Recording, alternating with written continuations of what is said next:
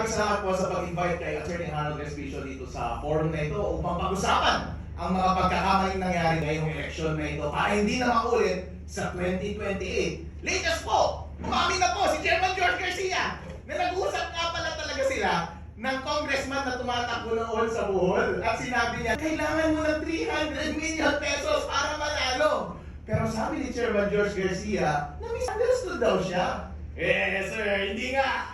Kasi kapag papakinggan mo, kailangan mo ng 300 million pesos para manalo. Parang extortion yan. Parang nagsasuggest, nabayaran mo na lang ako ng 300 million pesos para manalo ka ngayong eleksyon. Dayahin na lang natin ngayong eleksyon. Pero misunderstood daw si Chairman. Ang ibig sabihin daw niya, yun daw ang magagastos mo sa eleksyon na ito para manalo. Pero sir, ang allowed na gastos lang ng isang congressman ay 3 pesos kada botante. At 300,000 lang ang botante doon sa distrito niya. Ibig sabihin, ang gastos, 900,000 lang dapat. Bakit mo sinabing 300 million? Pagkatapos ng pag-file namin sa Supreme Court, marami kong malapit na report kay Atty. Harold Respicio na pareho po ang experience. At sir, merong na-record na mataas na opisyal doon sa COMELEC. Huwag muna nating bamitin ngayon. Dahil yung record na yan ay lalabas. Meron po, napatunayan po na tumanggap na 25 million pesos mula sa isang local candidate. Ang problema, tumanggap din mula sa kabilang kandidato. Ang problema ngayon, sinisigil na, sir. Nasaan na yung ibinayad namin sa inyo? Sabi, i-refund na lang daw.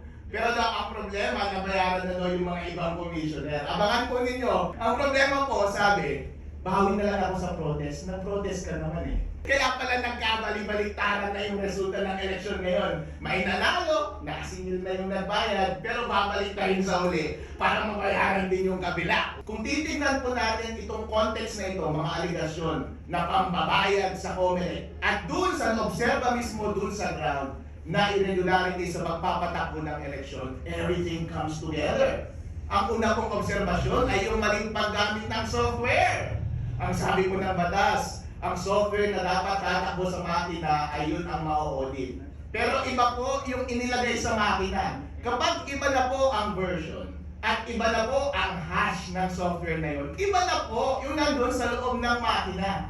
Chairman George Garcia, tanong ko po sa inyo, nandun ba sa loob ng software yung daya? Ipakita mo na lang kaya yung software, i-open source mo at kami ang mag-aral, makita natin kung ano ang nasa loob nun.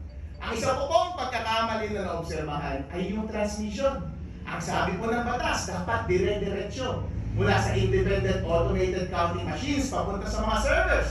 Sabay-sabay, COMELEC servers at sa mga transparency servers. Para nga naman kapag nandaya ang COMELEC, huli ka agad ng mga transparency server. Pero inamin mismo ni Chairman George Garcia, kinokolate pala nila bago magpadala doon sa mga transparency server at pinapadala nila cumulative every 15 minutes. Anong ibig sabihin po nito? Na manipulate po yung data mula sa mga automated counting machines bago pumunta sa mga server. Labag po yan sa batas, illegal po yan. At yun po yung dahilan kaya pinapalisbar natin si Chairman George Garcia at mga commissioner. Yun po ang dahilan kaya nananawagan tayo sa National Bureau of Investigation para investigahan ang kanilang illegal na paggamit ng software, illegal na paggamit ng computer equipment na nag-interfere sa ating election process dahil yan po ay krimen. Yan po ay paglabag sa batas ng eleksyon. At kayo mga commissioner, kayo ang responsible ng pag-implement niyan. Dapat po kayong makulong.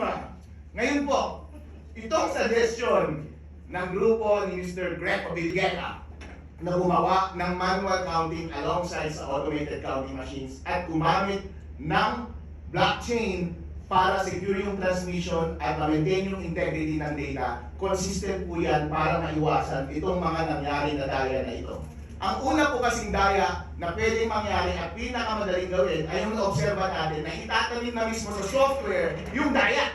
Kasi baka nasa 3.5 na mismo yung daya. Pero kapag manual counting mo yan, Siyempre, nawala na yung opacity. Transparent na. Makikita na natin mismo yung mga balota. Ang tao po, kapag binidyo mo yan, yung mga election board, yung mga watcher, makikita nila, yung mga balotang binabasa nila, nakikita natin kung nandaraya, makikita natin kung totoo ba talaga yung bilang. Kaya yung problem number 1, maiiwasan po kapag ginawa natin yung manual counting sa araw ng election. Ang pangalawang problema po ay yung problema sa transmission at pag-maintain ng database. Masosolve po yan ng blockchain. Kasi po ang solusyon ni Mr. Belgica ay diretsyo mula sa automated counting machine, diretsyo agad sa blockchain. Ang blockchain po kasi, wala pong isang entity na nagko-control yan. Distributed po yan. Yung software po niyan ay open source. Hindi mo pwedeng dayain yan at maraming mga servers na independent na nag-maintain ng lahat ng database yan. Kaya kapag transmit mo mula sa automated counting machines papunta sa blockchain, walang kahit na sino mang gobyerno, organisasyon, o media o tao na pwedeng mandaya yan. Diretso kaagad, in real time, reflected kaagad, kita ng public kung saan yung source at kita kaagad yung resulta ng eleksyon. Kaya wala ka ng panahon para baguhin pa sa gitna yung data na ipinapadala ng automated counting machines. At kapag nasa blockchain na, hindi mo na rin mababago yung final results na nandoon. Kaya hindi mo na mababago yung data na nasa database. Inuulit ko po, in summary, ang problema po ngayong election na ito ay dahil hindi tayo sure kung may daya ba sa pagbilang nandun sa software. Hindi tayo sure kung may daya ba sa pag-transmit dahil inistorbo nila yung data mula sa source automated counting machine papunta sa mga servers. So pwede nilang i-manipulate sa gitna.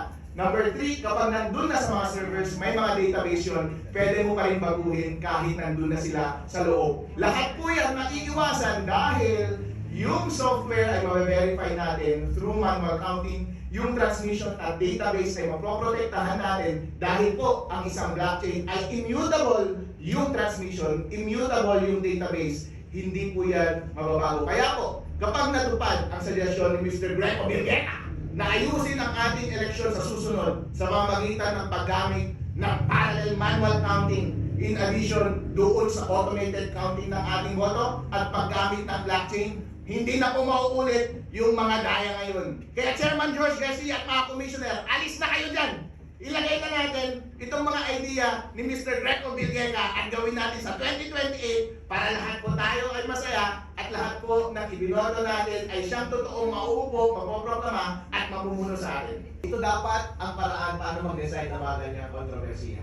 Kung ang dahilan po ay kung nabayaran kayo, kaya binabaliktad ninyo yung mga ganyang resulta ng eleksyon, mali po kayo. Dapat po mag-decide kayo on the merits at sundin ninyo ang batas. Ang malinaw po sa batas, hindi dapat kayo tumatanggap ng bayan. Ano yung stand nyo doon sa panawagan ng election revolution? Mga kababayan, ito po ang tanong para sa inyo, eleksyon o revolusyon? Ine-emphasize po ng tanong na yan ang kahalagahan ng ating demokrasya, ang ating kalayaan na magboto ng mga tao na mamumuno sa atin. Kapag natanggal po sa atin yan, wala na ang esensya natin bilang Pilipino. Eleksyon o revolusyon? Ano po ang gusto ninyo? Ang mapayapa po na sagot na hindi revolusyon ng sagot ay para tanggalin natin yung mga nakaupo doon sa COMELEC ngayon. Gumawa, yung mga commissioners ng COMELEC.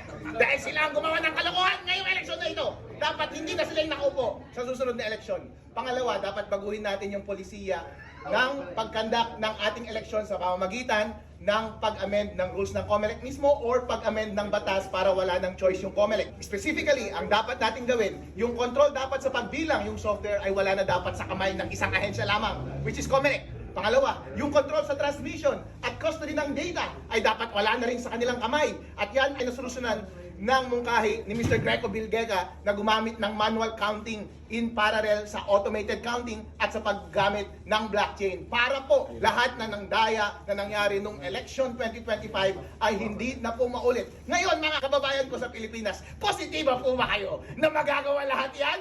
Kapag hindi po, meron po kayong pangalawang choice sa tanong na eleksyon o revolusyon.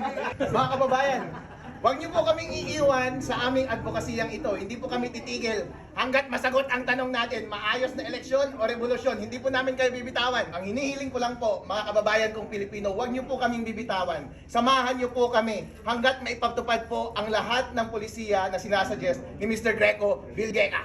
At kung hindi natin magawa, sa pamamagitan ng maayos na polisiya para sa maayos na eleksyon. Inuulit ko po ulit ang tanong. Hindi po namin kayo bibitawan sa pagsagot ng tanong ng eleksyon o revolusyon. Makakasama niyo po kami hanggang sa uli.